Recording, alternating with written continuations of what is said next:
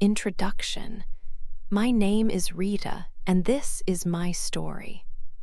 My life changed when I was 26 years old. I lived in a small town. My family did not have much money, but we were proud. My father worked in a shop. My mother stayed at home with my two younger sisters. People in my town thought I would marry a local man, perhaps a banker or a teacher. But I did not like small dreams. I wanted more from life. I wanted to travel and see the world, to experience new things. I always felt something bigger was waiting for me. One evening, I went to a friend's wedding party. There, I saw him. His name was Greg. He was a tall man with dark blonde hair and blue eyes.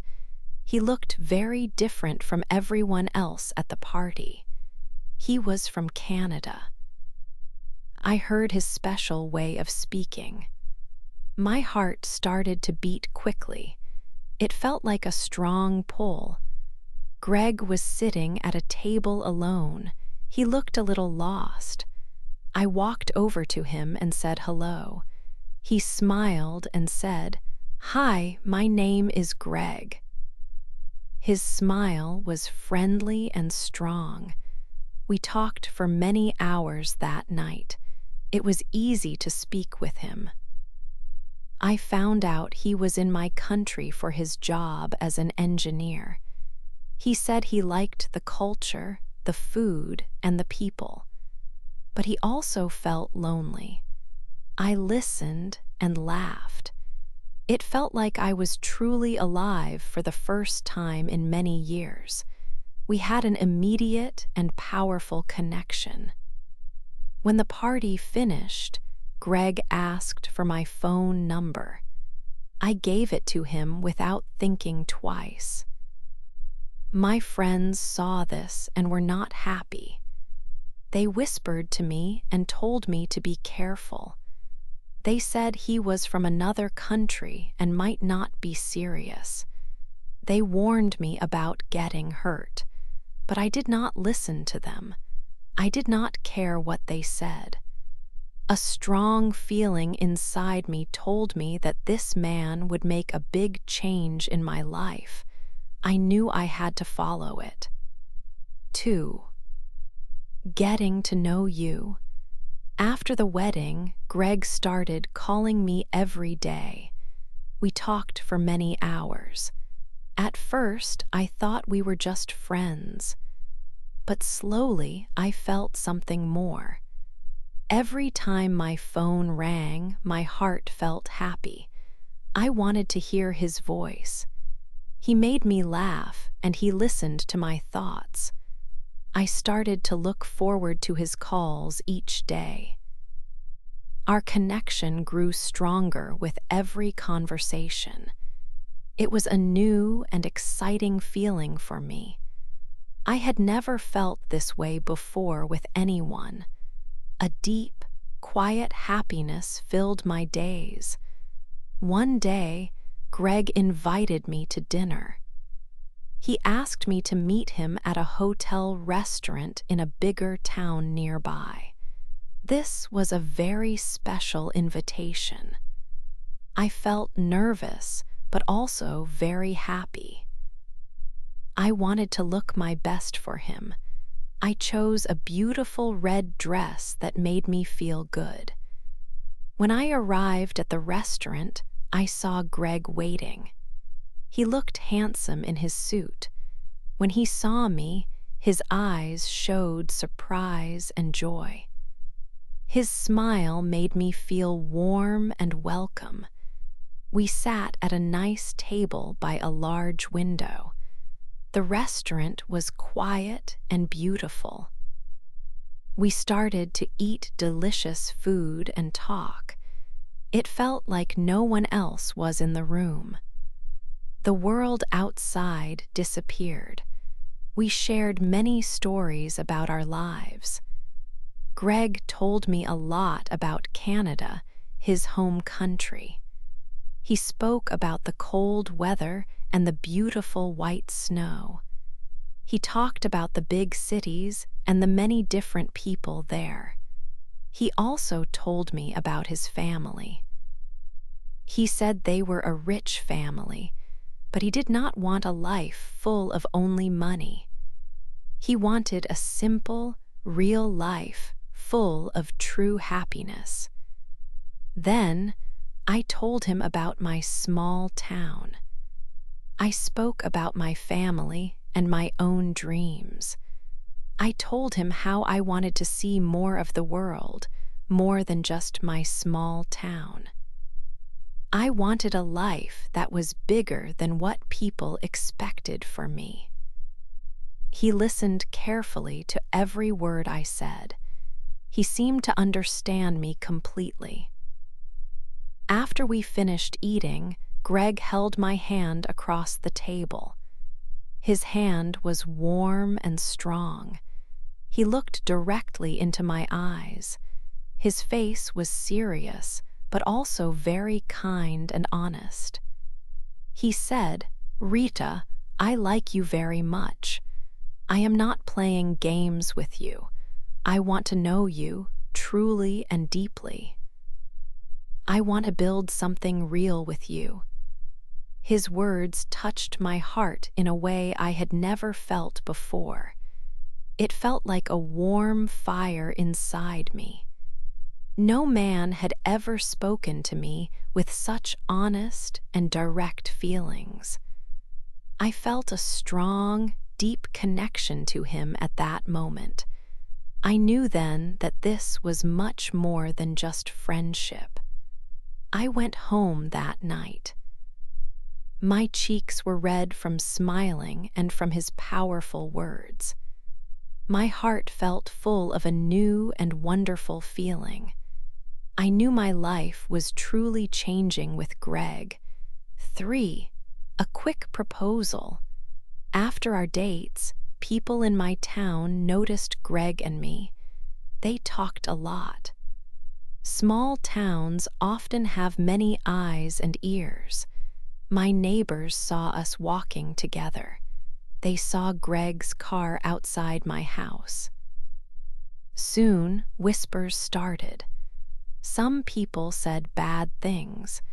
They thought I was interested in Greg only because he had money. They said he was from a rich family in Canada. They believed I wanted to leave my small town life for a better one with him. Other people said Greg would soon leave me. They thought our relationship was too fast. They said he would go back to his country and forget about me. These words hurt sometimes, but I tried not to listen. What they said did not matter. What mattered was how I felt when I was with Greg. I felt happy and understood. His presence made me feel strong. I knew my feelings were true, not for money. Greg wanted to meet my family.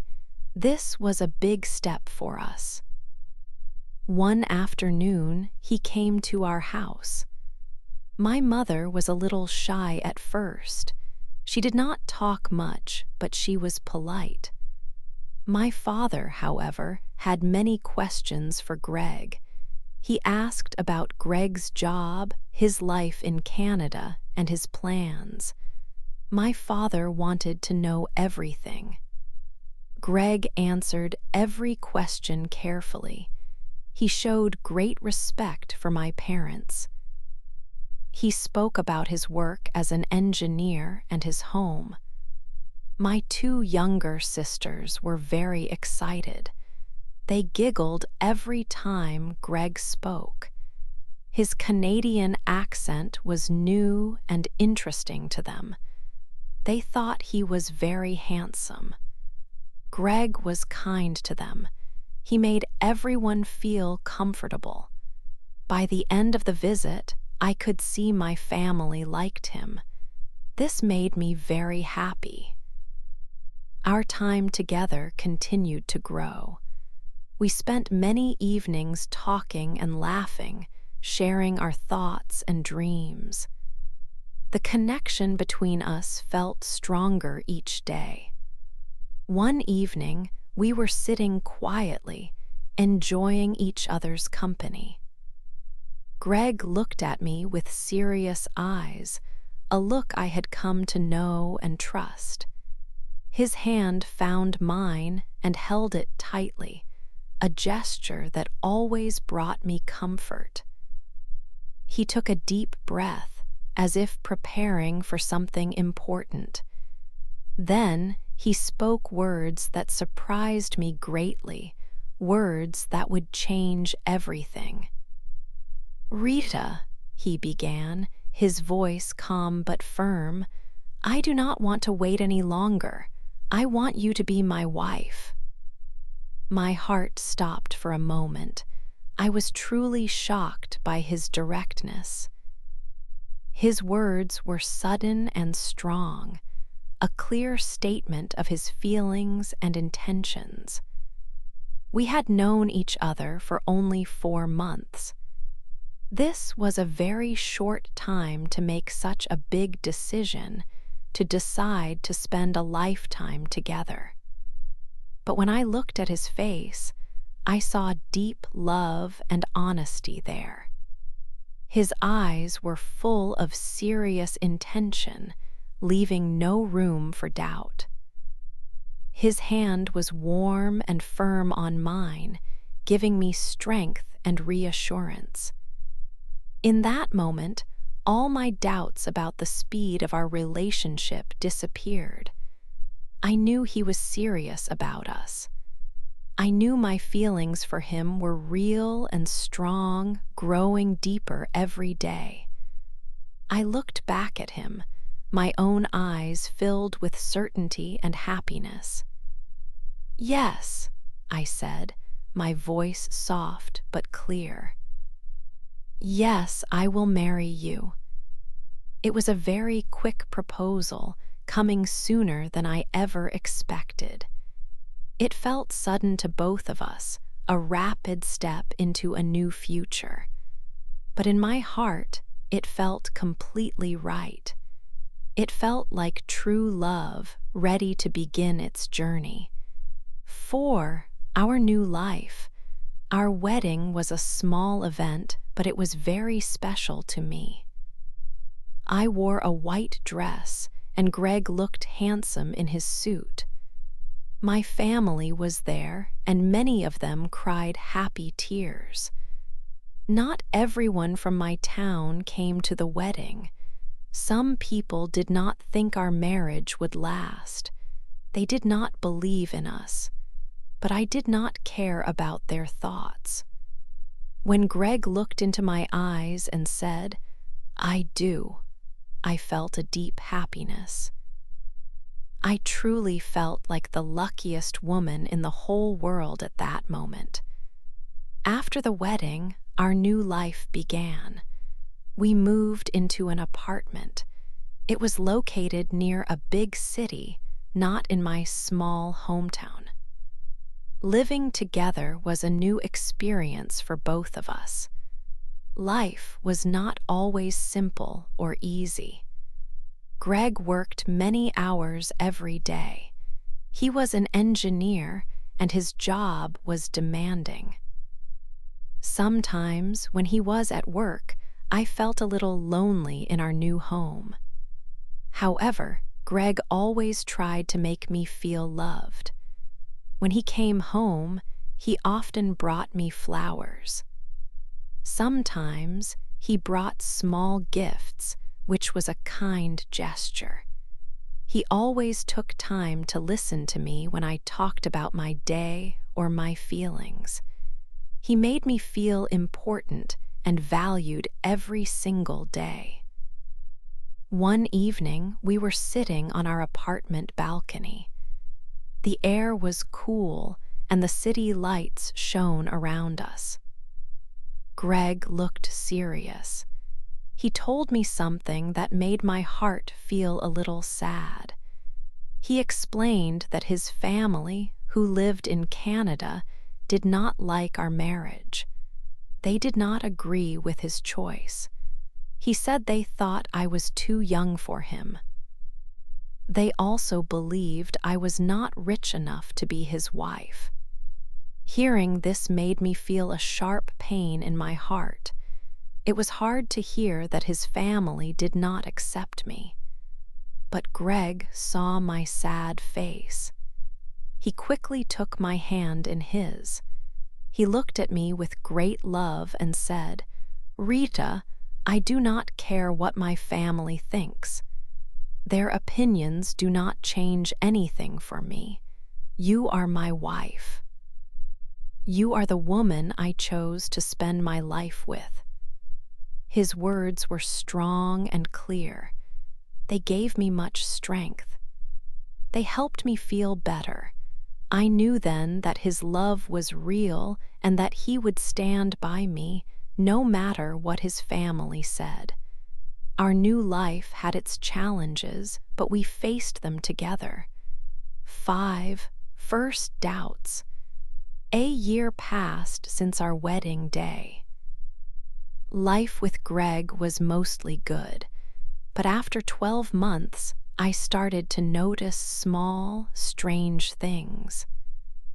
Sometimes, late at night, Greg's phone would ring. He would always get up quickly and go into another room, like the kitchen or the balcony, to answer it. I would hear him speak in a low voice. When he came back to bed, his face often looked worried or tired. I asked him about these calls a few times. He always told me it was about his work. He said his job sometimes needed him to speak to people in different time zones. I wanted to believe him fully, but a quiet feeling of unease began to settle in my heart. His secretiveness felt new, and it made me feel a little bit apart from him. One sunny afternoon, I was cleaning our apartment. On the small table in the living room, I saw an envelope. It had a stamp from Canada. My heart beat a little faster. It was from Greg's mother. I picked it up. Inside, there was a letter. As I read the words, my hands started to shake. The letter was very hurtful. It said, "Greg, this marriage is a mistake. She wants you only for your money. Leave her before it is too late. You deserve better than her." Each word felt like a sharp knife in my chest. Tears came to my eyes quickly. I felt a mix of deep hurt and strong anger. How could his own mother think such things about me? How could she write such cruel words? When Greg came home that evening, I was waiting. My eyes were red, and I held the letter tightly in my hand. I showed it to him. "What is this, Greg?" I asked, my voice shaking. He read the letter. His face became serious, then sad. He put his arms around me. He held me very close. "Rita," he said softly, "my family does not know you. They judge you because they do not understand our love. They live far away and only hear bad things from others. They do not see the good person you are." He looked into my eyes. "Please, my love, you must trust me. Trust me, not their words. Trust what we have together. Our love is real." His words were comforting. I wanted to believe him with all my heart. I wanted to push away the bad feelings.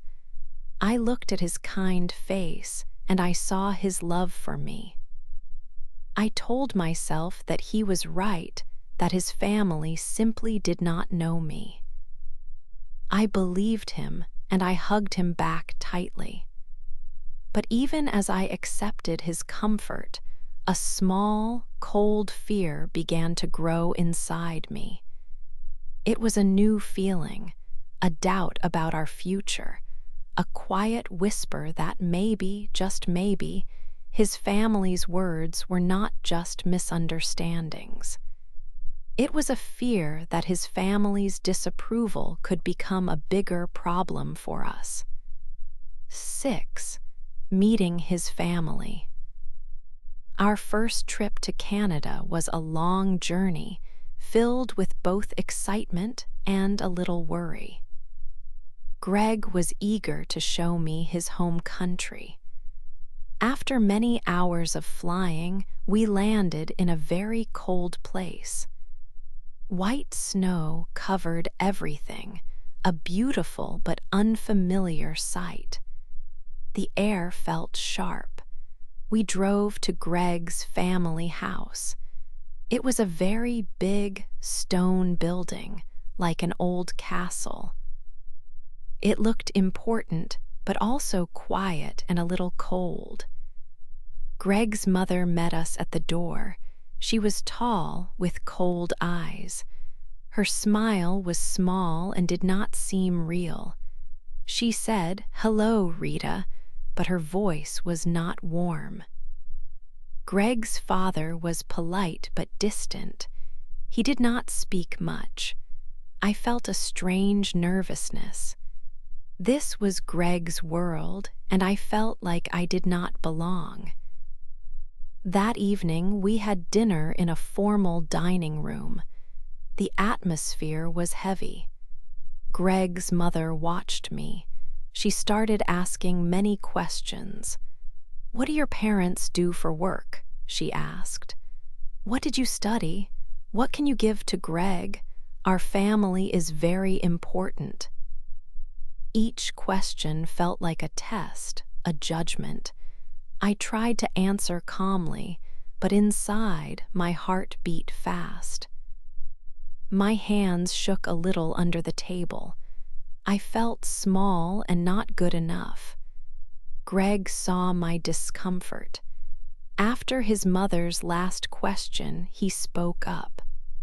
"Mother," he said, his voice firm, "Rita is my wife. I love her. She brings happiness to my life. Please, you must respect her." His mother looked at him, then at me. Her face did not soften. I knew then that she would not accept me easily, no matter what Greg said. Her cold eyes confirmed it. The next few days in Canada were difficult. Greg's mother often ignored me. Sometimes I heard her speak badly about me when she thought I could not understand. I felt like a lonely stranger in their big, cold house. I missed my own home. Greg tried his best to protect me. He held my hand and told me not to listen to his mother's harsh words. He kept saying that he loved me, and that was all that mattered. But even with his support, I felt very alone in his world. It was a truly hard and unwelcoming time. 7, a big fight. Back in our country, life became hard again. Greg's work was very busy. He traveled often, sometimes for many days. When he was gone, I felt very lonely in our apartment. This loneliness was strong, and I missed him a lot. The town gossip did not stop either. People still talked about us. When I went out, I heard whispers. They said things like, "She married a man from another country, but she is not happy." Or, "Maybe he is not a good husband." These words hurt me. I tried to ignore them, but the whispers made my loneliness worse. One evening, Greg came home from a long trip. He looked very tired. I was also tired, tired of his secrets and the quiet phone calls he still made in other rooms. I felt angry and sad. I needed to talk to him. "Why do you hide things from me, Greg?" I asked. My voice was not soft. "Why do you always take calls in secret? Why can't you tell me everything?" For the first time, Greg shouted, "Because I don't want to worry you. I don't want you to feel more pain. My mother is still trying to break us apart." His words were a shock. I knew his mother disliked me, but I hoped things would change. Hearing she was still trying to separate us hurt deeply.